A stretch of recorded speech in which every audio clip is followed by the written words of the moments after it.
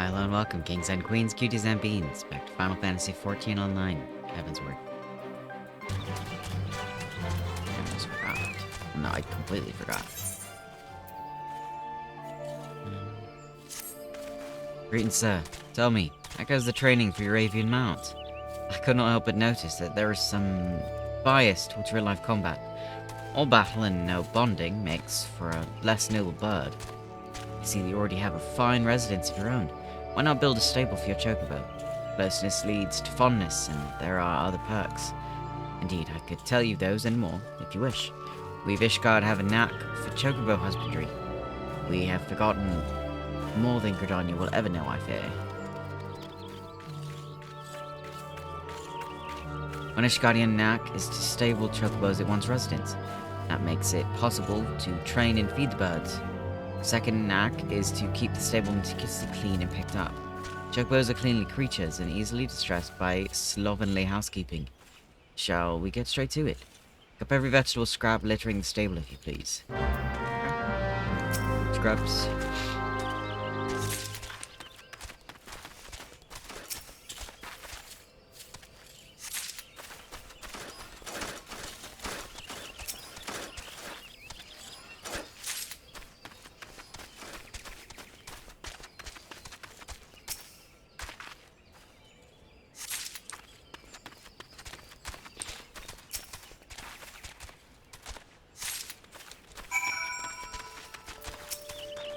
Have you collected all the vegetable scraps? Very good. I will take those. Eagle. The place is fresh as cream. How well the chocobos look, fluffing their feathers in contentment. You would do well to lay in a magic broom. You shall need to use those for a proper cleaning, but that is for another time. There is more to stable care than simple cleaning. And that brings us to the third Ishgardian knack, fresh feed. I am not the aptest tutor for this craft, however. There is one that has the knack right here in Vent Branch. That would be Mistress Margot. Margot? Resident botanist. She's in charge of cultivars maintained here for the chocobos. Go to her and beg a few greens and information from her. She will not stint you on either. Okay. Oh, the one over by the Geisel Greens.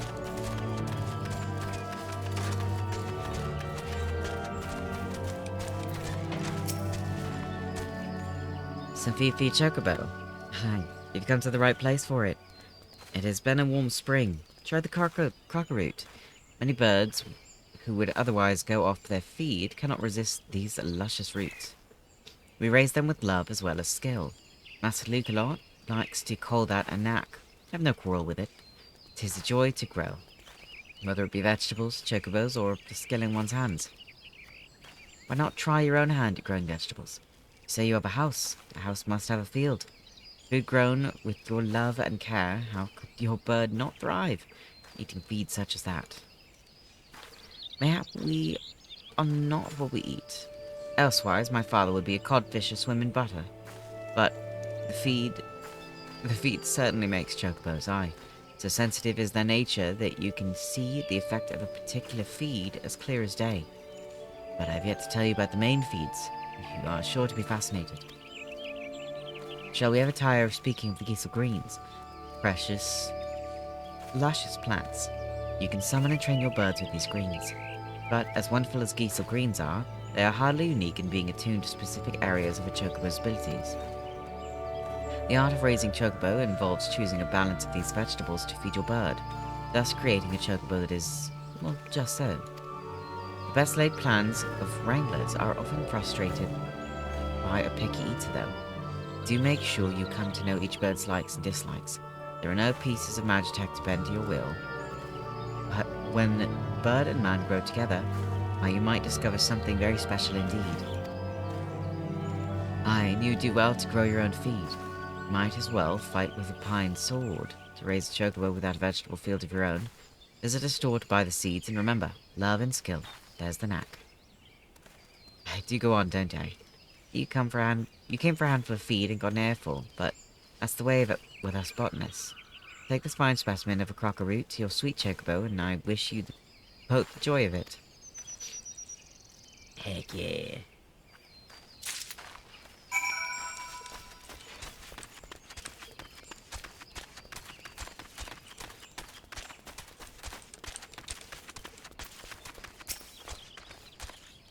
you're able to collect some chocobo feed. Margot is never stingy with the vegetables. Crocker-root. As fine a crocker-root as ever I've seen. Magnificent specimen. This will make the training all the more effective, I believe. We come to the fourth knack of chocobo husbandry round. Training. I hear head wrangler Keitha about her work. There's the thought. Go and speak with her. She will tell you much and more of training chocobos. So many talking on this. So much talking on this one. So many talking. I can speak. Nice to see you, Ventura. Here to learn about training your bird, you say? Stable your chocobo and you'll be able to train the sweetheart. But you need to give him a treat straight after and not a moment later. What I do is to go pick up a choice bit of feed before I get the bird into training. The results vary, as that slick ruffian at the Ebony Stalls used to say. Around here, results depend on how clean the stables are, what treat you give, but as long as you love your chocobo, it's hard to muck it up. Well now, got a fine root, a crocker root on your ready. That'll work a treat, no pun intended. Go on, start training little Leia there. Leia. That's my kitty's name.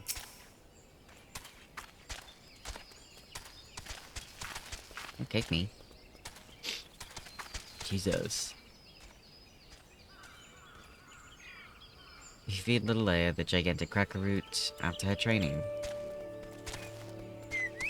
Yeah.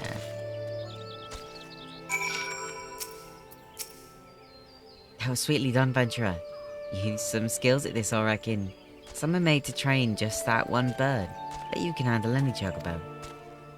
Some Venturers share a stable, you know. Might be you could care for birds other than your own.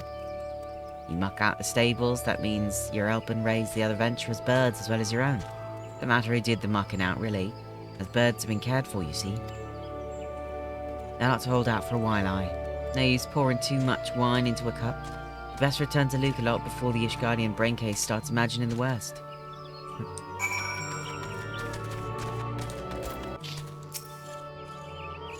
Sweetly done. I praise indeed for Keitha. Excellent, excellent. I have now taught you all the knacks you must needs know at this time, I believe. It is my hope that you will add a stable to your residence, and there raise a chocobo to serve as your brave mount and trusted companion. How I long to meet that bird someday. I trust you will not disappoint me. Hell yeah. Chocobo raising. Chocobo raising is now available. To begin raising your trusty companion, you must first stable him. Chocobo stables can be purchased and placed outside free companies and private estates. One chocobo stable can house a whole company's mounts. Oh, damn. While a chocobo is stabled, select Train to increase his EXP.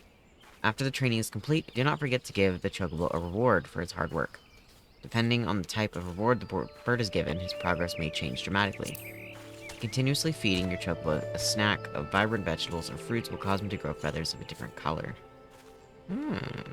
Yeah, that's the dyeing I want to do. Okay. So we now have that unlocked. We do... Here, we can go there for a sec just to show.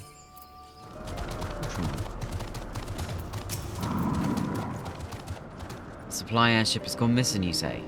Well, that would certainly explain why our provisions are so late in arriving. I did in fact spy a vessel charting an erratic course northwards a short while ago, but as it seemed disinclined to make port here, I paid it little mind. Not the most compelling piece of evidence, I grant you, but I've witnessed naught else of interest. I suggest you investigate the landmass to the north. Rest assured I will send word if I spy any other sign of our errant supply ship. Okay. Let us go.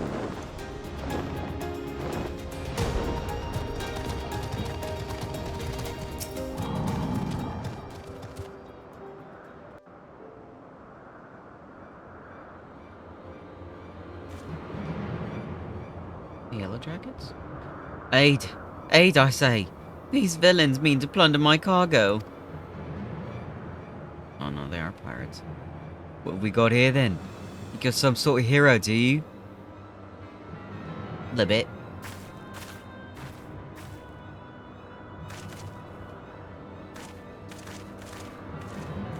Well then, you reminded me mates here join the fun. Make for a more rote tale, won't it? A tale how 3 sky pirates fed a meddling little shite his own bloody eyes. Really?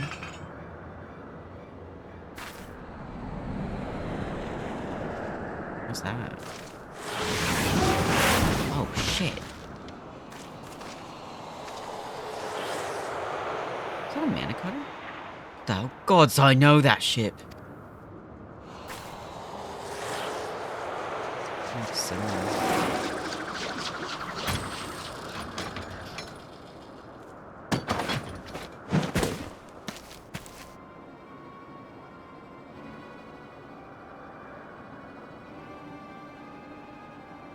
See, you're the scrags we've been dragging our... Oh. I almost did it. So you're the scrags what have been dragging our good name through the mud. You're red belief, hon. We ain't done naught to you or yours. What do you want with us?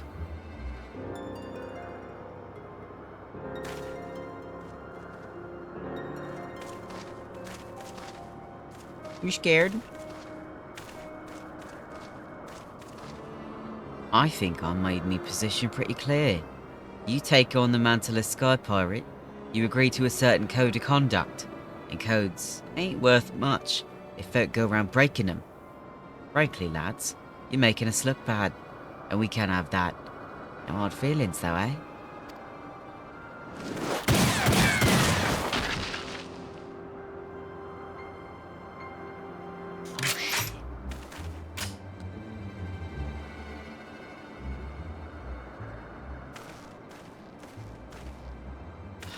Thank you, Mr. Leofard.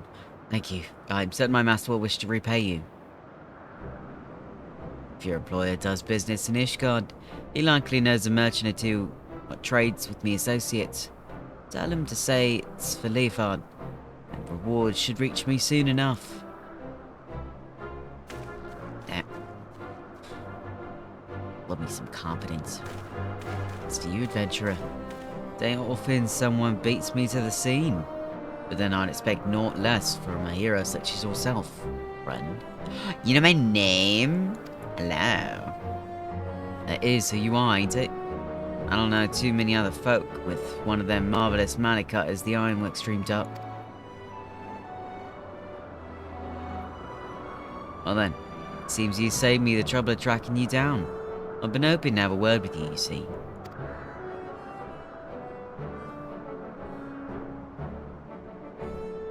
I'll put it to you straight. I need someone to help out with a little venture I have in mind. Someone used to taking a few risks. Now, this wouldn't be no black-hearted brigand's work, so don't go worrying yourself on that account. Unlike them thieving curs just now. I don't hold with robbing honest folk. For me, you see, the Sky Pirate's life is all about freedom. The freedom to go where you will. To find out what lies beyond the next cloud. If you're interested in joining us on an adventure worthy of the name, then look for the standard in the northern reaches of the Blue Window. Someone will be waiting there to greet you.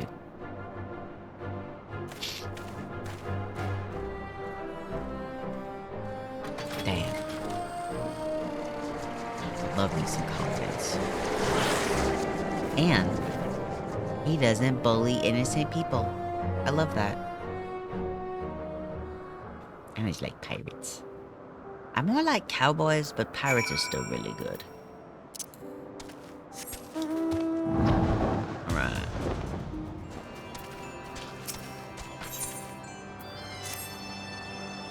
Great Netherling warrior who chased the clouds from our land returns like gentle zephyr wind. Son who has plea and hopes Netherling lends an ear. Zundu takes shelter from the Vundu storm by virtue of peace offerings and respect commanded by Zundu chief. Now though, the rain threatens to fall again. The symbol of chief's power is the great mask he wears, a mask that grows old and worn.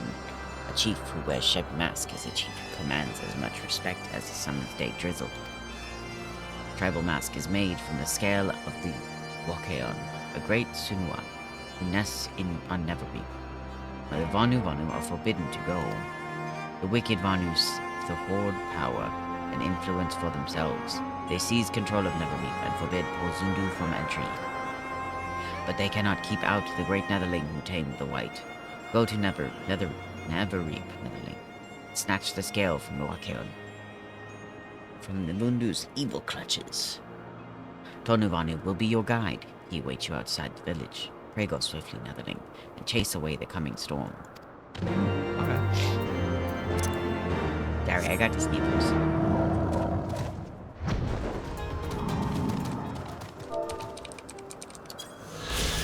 Hell yeah.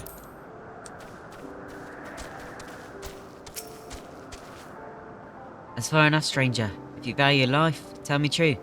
Did you stumble across this marker by chance? Or are you here by invitation? Invitation? Then that would make you the hero the captain said to watch out for. Well met. The name's Stasia. Leofeld would call me his right-hand woman, but I feel more like his bloody nursemaid's, God's truth be told. Anyway, my thanks to you for coming to hear him out.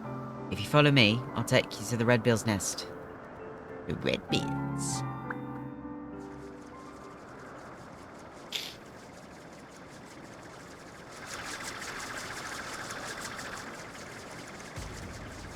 Oh, that's so cool. Terrifying, but so cool. That's a big ship.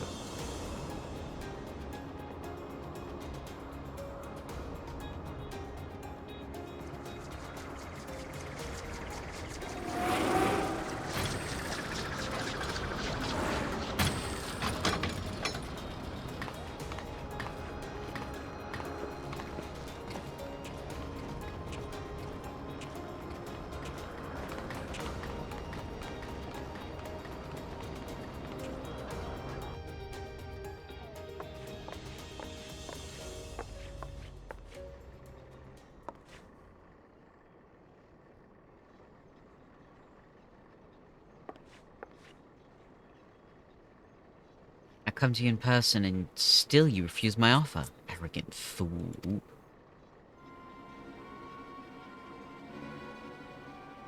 On the subject of arrogance, Radlia, I bow to your superior knowledge. That's all the bowing you'll get from me. As I've told you a dozen times before, I ain't no one's lackey. Oh. But my dear Leofard, how else do you propose to survive an expedition into the ghost ship? I would fear for my life with naught but your feeble crewmates at my back. Well, I'd fear for my life with your mangy crew at my back, on account of them being murderous, untrustworthy bastards to a man. Oh, she mad. She didn't like that.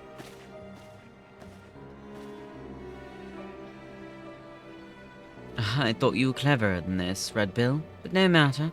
I always get what I want in the end. 'Tis merely a question of method.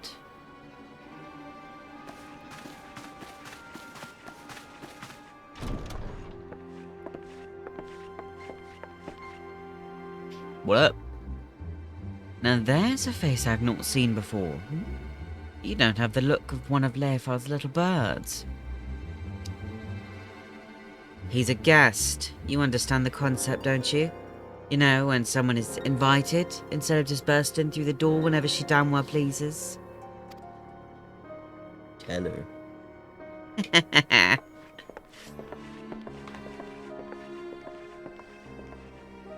That was Radlia, captain of the Talent.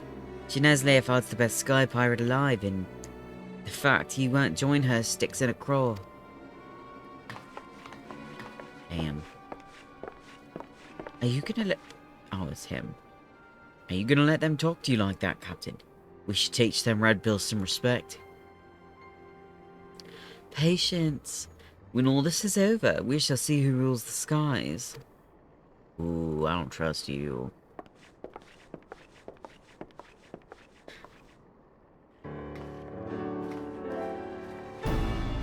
The face. That's a lot of shit, but he's a pirate. Oh. Wait, who's that? Oh my god, you have a dead wife. Oh. Oh there. Oh there, hero. I promise you high adventure. And high adventure you shall have. But we plan to board the Sea of Cloud's very own ghost ship. Or what folk are taking to call him one anyway. Every day for the past few weeks has brought with it a new sighting of the self-same vessel. A massive airship, a queer design, adrift on the wind. Being a curious lot, there were a few buccaneers who tried exploring below decks, but not one of them's been seen since. And so naturally, they're saying the ship was cursed. Well, haunted. Like I said, an honest-to-God's ghost ship. My guess is she's another relic left behind by the Alligans. Alligan.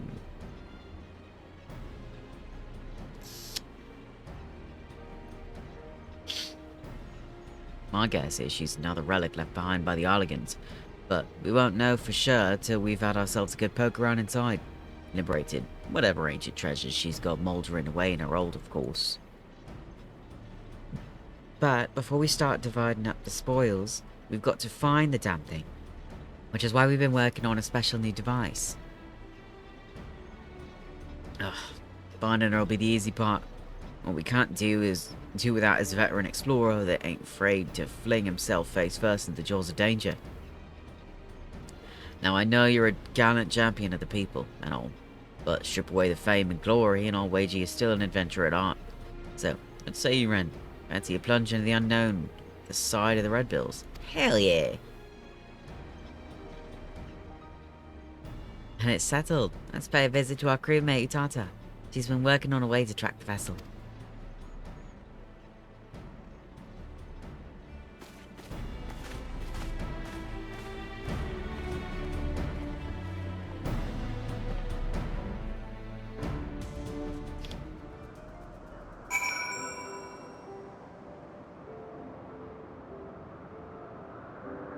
Utata. Greetings, the name's Utata. I says you'd call me the Red Bill's Chief of Engineering, Smithing, Carpentry, Magitech. If it's part of an airship, I can fix it. Just don't expect me to see me waving a cutlass and swinging over the rails. If there's fighting to be done, well, that's what we have you for. Yeah, that's fair. Oh. It's a ghost ship. It's a little more, alien ship to me, but when you see xenomorphs. Well met, ladies and gentle pirates. Now that we appear to have our hero, I'm happy to report that we've overcome the last obstacle to boarding the ghost ship. Meaning your project is proceeding as planned? It is, Captain. I knew this would be the perfect place to take readings. The scant amount of background ether make it easy to follow the derelict's trail. The ghost ship is where... Oh. The ghost ship is what Utata tells us is a unique etheric signature. She's been building a device what can sniff out the particular spectral flavour and point us in the right direction. I call it the ectocompass. It's allowed me to collect some solid data on the vessel's movements and plot a reliable intercept course. They're groping blindly through the clouds for us. All the ships are loaded and ready to fly. Just say the word, Captain. Utata, you'd best stay here out of harm's way. Keep an eye on them ether trails, eh? Aye, Captain. Grab an armload of treasure for me. Now, we've got no way of knowing what's waiting for us on that cursed oracle run. So, best bring along a few mates what you know you can trust. Don't hurt to be too careful, seeing as how you'll be going in first and all. Did I tell you you're going in first, didn't I? Well, you will. The rest of us will be guarding the rear, just in case Radley and the brood decide to stick their beaks in where they ain't wanted. Don't worry, she'll not get past us, so you can concentrate on carving a path into the ship's belly. An honest-to-God's ghost ship. This is gonna be an adventure and a half. Hell yeah. The Void Ark.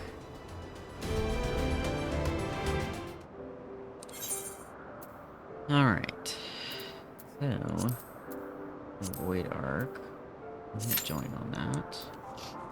Now, let's go unlock this other one.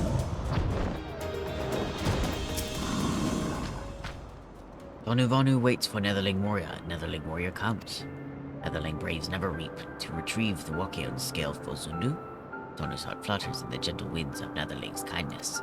Never reap is sacred land to the Vanu Vanu, but Vundu come with their wicked ways and transform Netherreap into a tempest of terrors.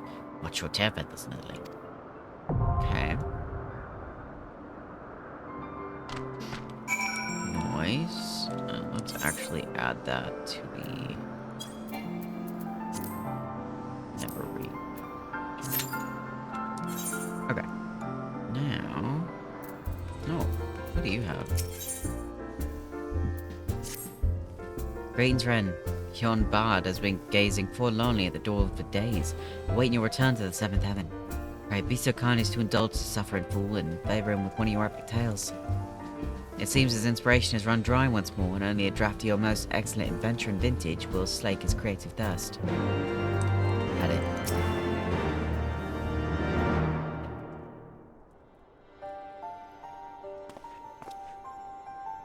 Ren, at last. In muted agony have I lingered, longing to hear the hero himself speak of his epic deeds in Ishgard and beyond.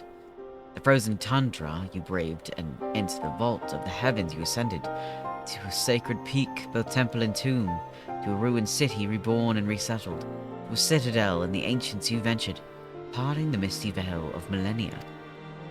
The journey made by you and your companions has made its mark upon the stars, and I would hear the tale of its entirety.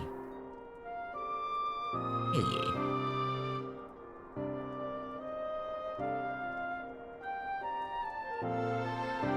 Your words have worked a miracle upon my melancholy heart. New verses arise unbidden, and threaten to spill from my lips. My harp, I must have my harp.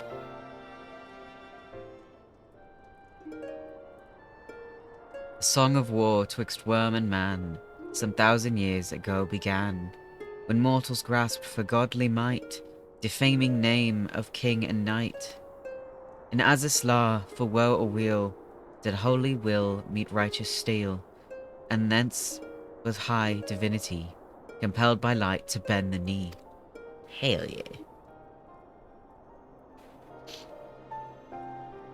What say you? Have I captured the spirit of your triumph? Pray forgive any small liberties I may have taken with the details. One cannot evoke the proper picture of your glory without a certain measure of embellishment. Hell yeah.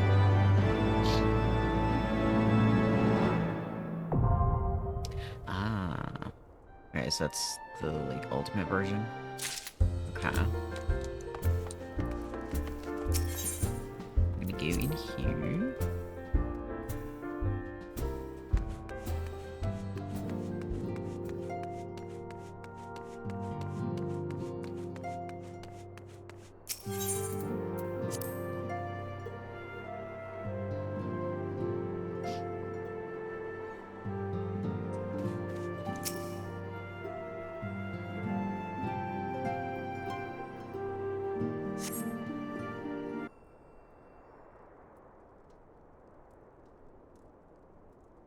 Thanks for coming. Ooh.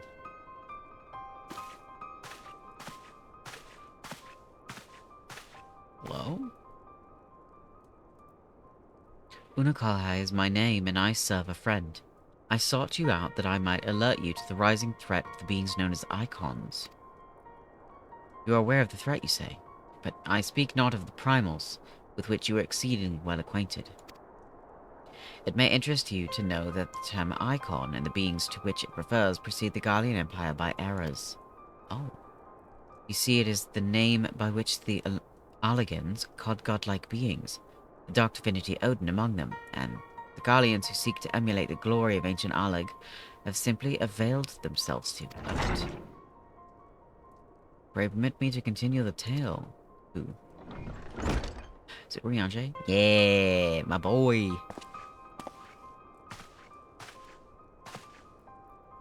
Riange, how kind of you to join us.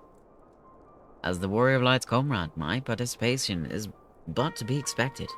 After all, the matter doth pertain to the very fate of this star. The Icons of Eld, the distant past, these mighty beings did offer fierce resistance to the Alligan Empire. However, they eventually fell to the men of Allig, who devised the means by which to capture them. And it did not end with capture, as well I know. For the The Arlegans also learned how to harness the Icon's power. They refined this knowledge at the Etherochemical Research Facility on Azazlar, and within the centrifugal crystal engine they sealed 3 of the beings, the Warring Triad. It was first and foremost to acquire the infinite power of the Warring Triad that the Archbishop did seek Azazlar. But in the wake of his defeat, the bindings which confine the Icons were severely damaged.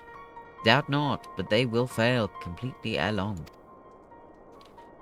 Know that we do not condemn you for striking down the Archbishop. You were simply fulfilling your destiny.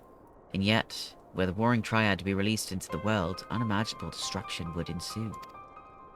Take heart, for there is hope still. Through swift action, we may yet prevent their awakening and see them resealed. But in dealing with this new threat, our first step must be to contend with the old.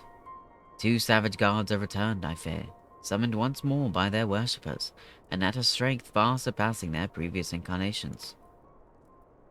I speak of the primals Ravana and Bismarck. Oh, so they're ultimates. Okay. If left unchecked, they will inevitably seek to seize the power of the Warring Triad. This will serve to feed the confluence of chaos and hasten the Icon's awakening. To it, we must needs vanquish both their kinds. I pray thee, however, to first focus thy gaze upon the primals, ere we turn our attention to those Icons in their fitful slumber. I shall return to the waking sands forthwith and consider such measures as are available to us. Meanwhile, I bid thee attend to the task of eliminating the primals. Young Unikar, I shall assist thee. Rest assured he is not our enemy, for the time being at least. Oh. That's an interesting way to say that.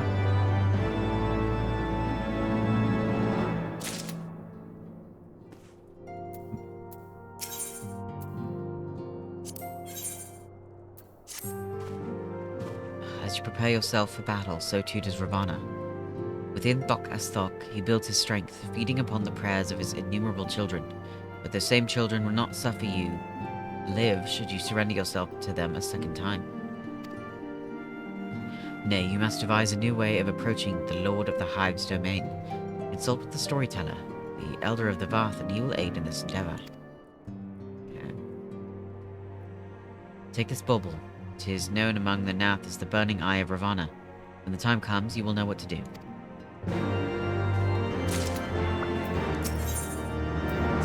Bismarck.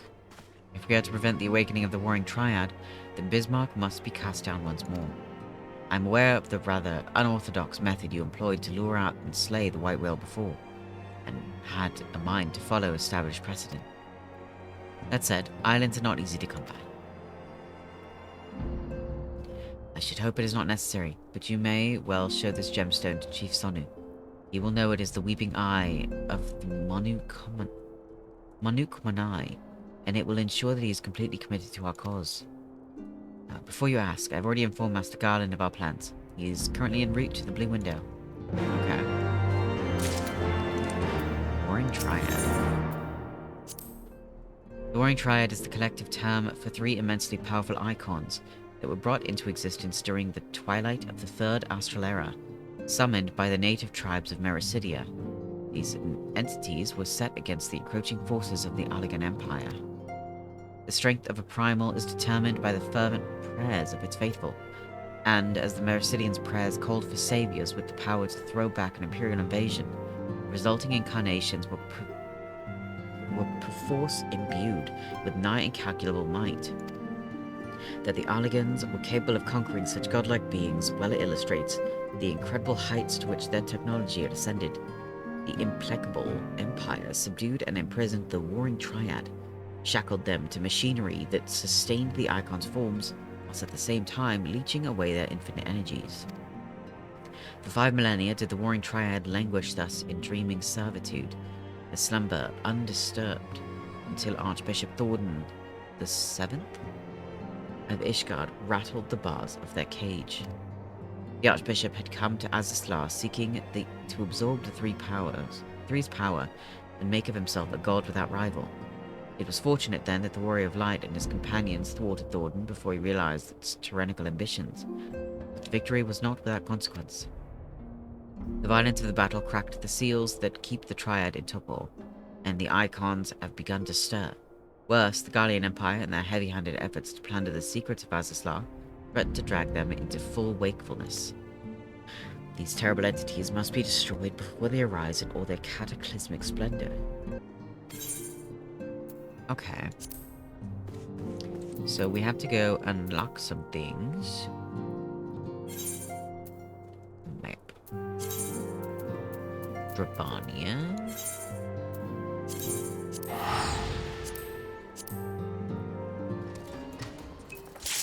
Oh.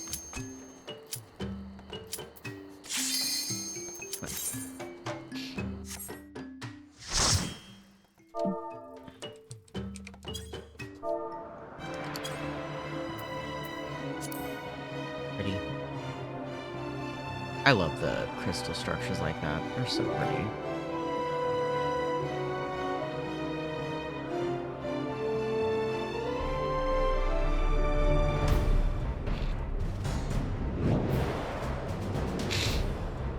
Hello.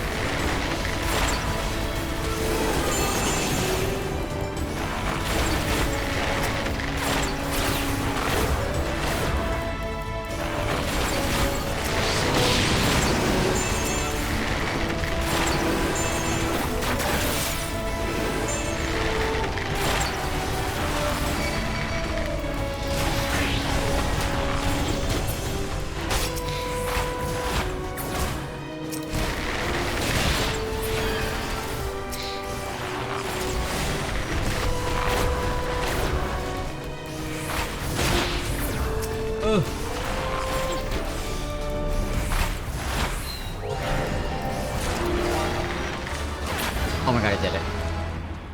Oh.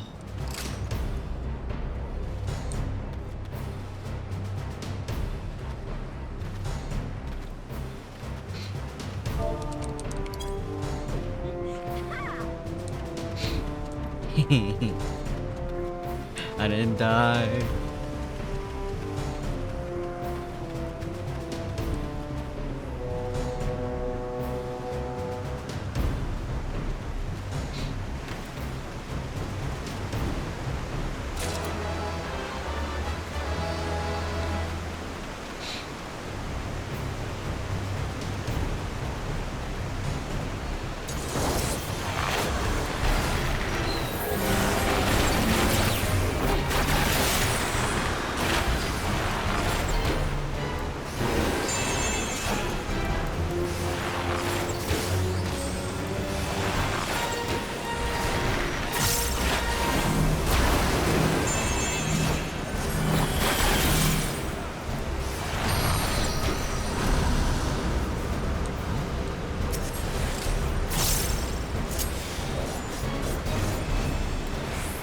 Assuming it's not supposed to be in the purple.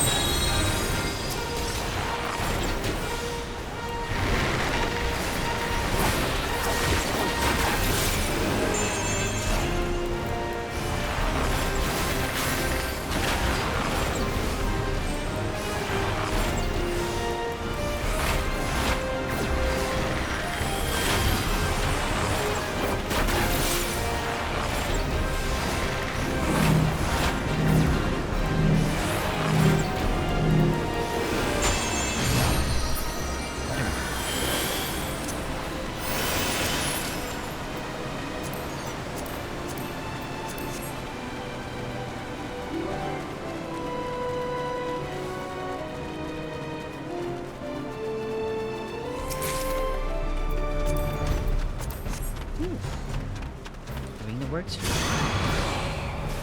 those are bracelet. News door.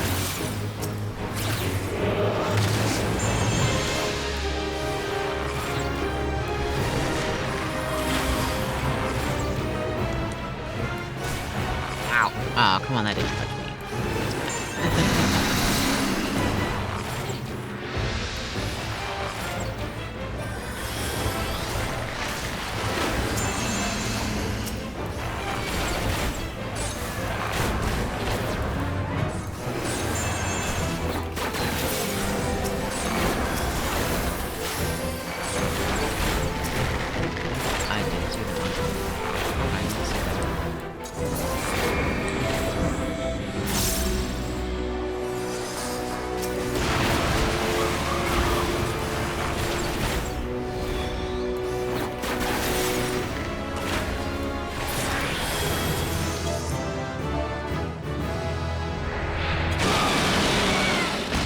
Nice.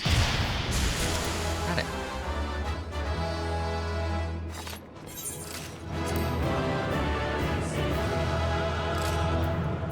Clear calm. All they left. Let's see. Orchestration. Yeah, it's fine. Alright. So. Oh, I got 2 comms. Our hunter friend, welcome. You come hunting gods once more? The non-mind is glad of your thirst for divine blood, but even more rapacious do the one-mind grow as they seek offerings to glut our deity's insatiable appetite. Another path to our god's domain? Yes, but there is but one way. You must seek out the Gain Hive on the far side of the colony and attune your spirit to the Aetheryte ensconced within. But the deed is not possible. We hear that the crystal is warded by ancient ritual magics. The One Mind have woven the seal such that only the most wealthy of warriors shall be granted leave to enter Thok, and they do not share with the non-mind what they consider worthy. Oh. That's just... yeah, okay.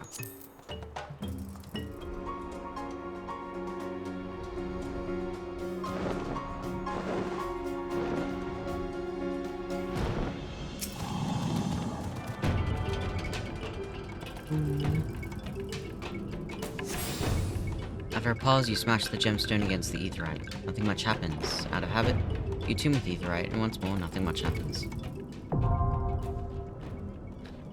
Stock. Extreme. Crap. We will finish that later, however. This is where we're gonna have to end it. Thank you to everyone that came in and out. I truly hope you had fun, and I will see you next time.